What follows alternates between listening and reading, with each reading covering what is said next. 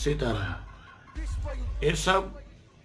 ये वीडियो पूरा महिमा गांव, चितौनपट्टी, सैदाबाद, टिशौरा, बेटावर, जीवपुर और हरपुर, ताजपुर, रघुनाथपुर, जीवपुर वगैरह सभी के लिए है, जमानिया क्षेत्रवासियों के लिए। आप लोगों से अभिनंदन है कि अगर आप लोग खड़े हो सकते हैं तो बाबा महेश्वर नाथ के प्रति खड़े होइएगा और सच के लिए खड़े होइएगा।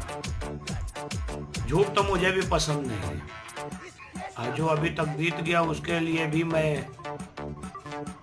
अपने आप को जिम्मेदार नहीं, बाकी आप लोगों को जरूर मैं मानूंगा और बाबा महेश्वर नाथ भी मानेंगे। अभी भी समय है आप लोगों को। अब इस बार नई सरकार के साथ नया नियुक्ति होगी।